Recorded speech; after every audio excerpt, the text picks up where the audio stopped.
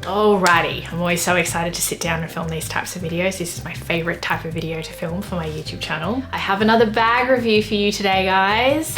Actually, I'm reviewing two bags, and so I have a bag brand review today. This is a highly requested video from many of you. The bag brand has been on my radar for many years, but I only managed to get my hot little hands on their bags this year, and so I needed to take a respectable period of time before, of course, sharing my thoughts on the bags. Now, the bag brand is Polène. They are a French brand. I think they're headquartered in Paris, founded in 2016. All of their bags are made from Italian leather, and all of their bags are handcrafted in Spain. For a young sort of startup accessories brand, and there are some others that are comparable that I will mention later on in this video, this brand has really grown. It sort of started off as a cult following, as they all do, but it has become hugely popular now. Polène is specifically known for their minimal aesthetic and their simple elegance, but they're widely regarded for having impeccable quality, both in the quality of leather that is used as well as with their craftsmanship. And so in the scheme of luxury and designer bags, they do fall in the affordable end of the spectrum. That seems to be the general gist and the consensus from a lot of these reviews that I have consumed. But of course, I'm going to step through my reasoning and I'm going to share with you my own thoughts. I've got two bag styles from the Polène range.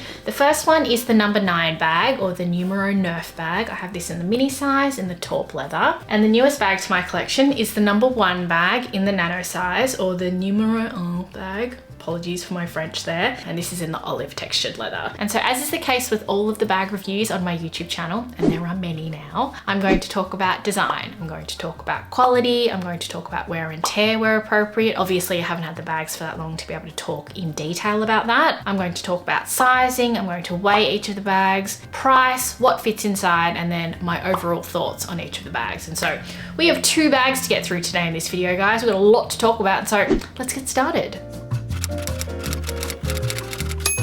And I'm just going to ignore the whole numerical order thing, and I'm going to start off with the Number 9 bag because that was the first Polène bag that I ever added to my collection. So this is the Numero Neuf mini bag in the taupe leather. And as you can see, it is made of a really lovely grained and textured leather. The branding is just here on the side, so very unassuming. And there is gold hardware with the Polène logo, and it's got its button closure there. Now the bag has a draped form to it, and it is like a little dumpling with all of the folds sort of tapering into the top. The bag has a top handle, which isn't adjustable, but it has a shoulder strap, which is adjustable, and it comes with all of the different sizes of the bag, depending on what you choose. The bag comes in 3 different sizes. The original size is the largest size. Then I have the mini size, and it comes in a smaller micro size, which isn't very functional in my opinion. I think it fits maybe AirPods. It doesn't even fit a credit card, but I know that the whole mini nano bag trend is still sort of flying strong. And so if that's your cup of tea, then by all means go for it. Now, in terms of the quality of the bag, particularly for a bag like this that's designed to be a little bit less structured, a little bit softer in its form, I am very impressed with the leather that is used, because the leather is quite robust and it does have that structure to it, but it doesn't compromise on flexibility. It's still very soft. It's still very plushy. I mean, there are no studs at the base, but the bag has no issue with sitting up on its own. It retains its shape, and I have no reason to question that it won't retain its shape in the future just because of how well it's made. The strap is made of a double-faced leather, and something that's worthwhile noting as well is the lining of the bag. It tonally matches with the color of the bag itself. That is a criticism that I make about Senreve bags. The lining of the bag is like this gray color, and it's gray regardless of the color that you go for. And I sometimes think that it clashes a little bit with the color of the leather of the bag. I don't particularly like that, but I do like how they've actually gone the extra mile to make sure that it tonally matches with the bag. Those details really do make an impact. Now, the price obviously varies depending on the size that you're going for, and so I'm just going to pop the prices up on the screen right now. Obviously that's going to be current as at the time that I publish this video, now that we have the money matters out of the way. Let me pop this bag on some scales to see how heavy or how light it is.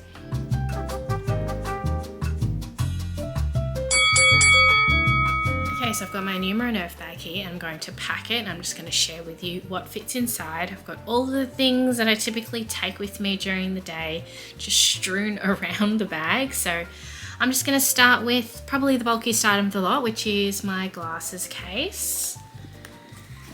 Just going to slot that in there. Next I have my card holder, like so. I'm gonna put my phone in there, which is the iPhone 14 Pro. That's how everything is looking at the moment. There's a heap of room down at the bottom. It's just getting it in. That is the challenge. My keys. I've just got here a shopping bag, a grocery bag. Got my Lucases, my concealer, and my lipstick. The bag, it has just swallowed all of that gear up. But if I wanted to get something out, let's say I want to get my phone out now, it requires a little bit of digging. But there we go, mission accomplished. So overall, I am really impressed with the quality of this bag. I think that the materials that are used are incredible quality. I can certainly see the hype around Polène bags, particularly with this being my very first experience.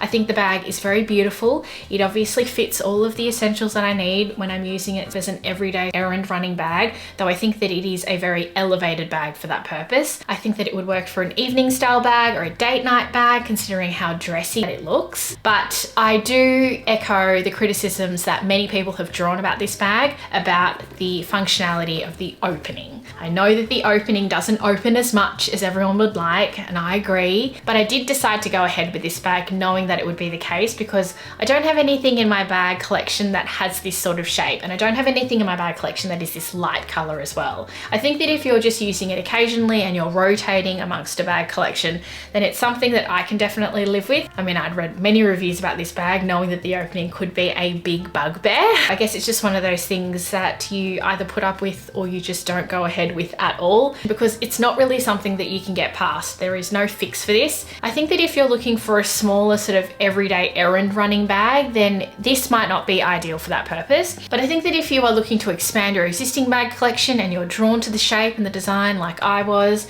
then it's something that you can learn to live with. Either way, it is a bit of a compromise situation, which I appreciate. And it's also something that can't be ignored in a review video like this. I have to draw your attention to the opening because it's certainly something that you have to get used to.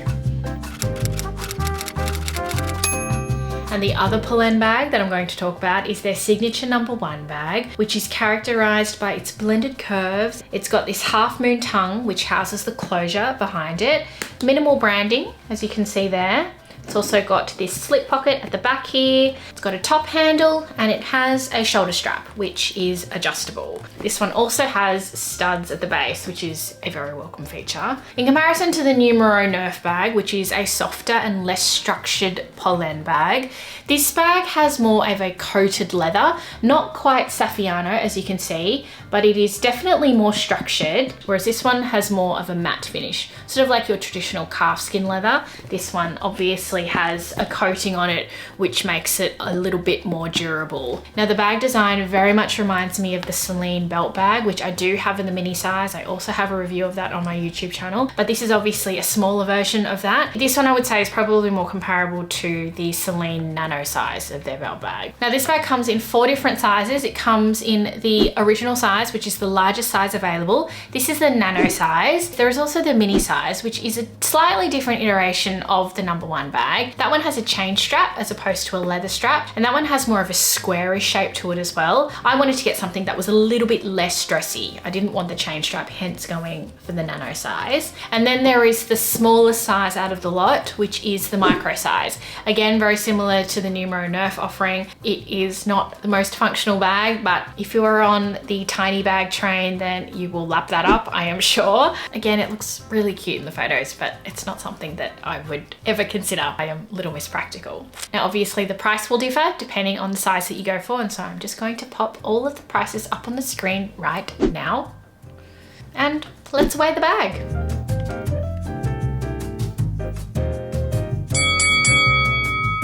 So I'm just gonna pack my bag for the day. I'm gonna share with you what fits inside.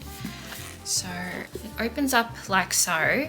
What you can actually do is you can unbutton these stud buttons to make it easier to actually pack your bag. So I'm just gonna start putting all the things in that I need for the day. So I have my card holder. I'm gonna put my phone in there, iPhone 14 Pro. I put my glasses case. That's how everything is fitting so far. I'm gonna pop my keys in, pop my Lucases, a few little makeup bits here. So I've got my concealer, my lipstick, and a little mirror. Everything just fits inside like that. So to close the bag, I would just close the studs. But even so, I can still reach for all of the things in there. So it's not really necessary to undo these, but closes like that. There you go, all fits very neatly inside. Now there's another bag brand that I have reviewed on my channel already, and a lot of people have asked me to do a comparison between the two, and that brand is Senreve, and they do have a similar sort of structured style bag that was one of their OG bags as well. Now the main observations that I do draw about the Senreve bag, particularly of their pebbled leather, is the fact that they are incredibly structured, really robust in the leather, and almost a little bit too structured for my liking. I do prefer my bags to have a little bit more flexibility to it. I feel like the Polène bag offers that flexibility while still being quite structured, and I think that it's just because the leather that they use is a little bit softer, but I don't think that there is much difference between the durability of the leather. With the Senreve bag, it's difficult to even close because it's so thick, whereas the Polène bag, it is a lot easier. It's not a challenge to open and close the bag.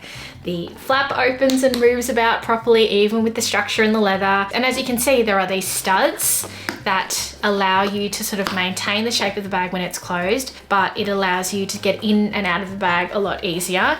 I do offer a solution with the Senreve bag. There is a specific type of leather that you can go for that is less robust and less thick, whereas here, the leather that they use is perfectly fine. It's not compromising on your ability to use the bag. That is my little comparison between the Polène Number One bag and the Senreve Maestro bag. So I'm really happy I have one of their signature bag designs as part of my collection. I can certainly understand the hype, particularly with the Number One bag. The attention to detail is incredibly impressive considering the price point. And I don't know whether you guys are familiar with that Tanner Leatherstein guy who pulls apart bags and assesses how much the raw materials cost as well as how much the label would cost. He gives a rave review about a Polène bag, and seeing it now and having a chance to actually play around with it and wear it, it just reinforces that really good positive first impression that I had of Polène to start with. There is a lot of versatility in going for the nano size because you can use it as an evening bag obviously, but you can also use it as a more elevated everyday bag, and I really like that about it. It's not too oversized. I'm definitely gravitating towards more smaller bags these days, but I think now that I've got the smaller bags from Polène covered, I might have a go at some of their larger bags, particularly for a work purpose. I think that'll be the next bag that I add to my collection. But overall, really impressed with this bag. I haven't had this bag for that long. I've only had it for about a month, and so I'm not going to talk about wear and tear. Having said that, I did make comments about the leather quality and the fact that I do think that it is quite durable, but I think that I will do an updated review about this bag later down the track so that I can share with you my thoughts on how it's worn with some time and some additional use. Now, Polène bags are so well priced. I don't think I've ever even seen a Polène bag on sale. And so I think that's just the way that they've approached their pricing to make it accessible, but as a result, they don't run promotions. Their markup mustn't be very high. And honestly, I'm quite surprised about the price of these bags. I think that it's very reasonable for what you're getting. Very good bang for buck. The general verdict is that I am rather impressed.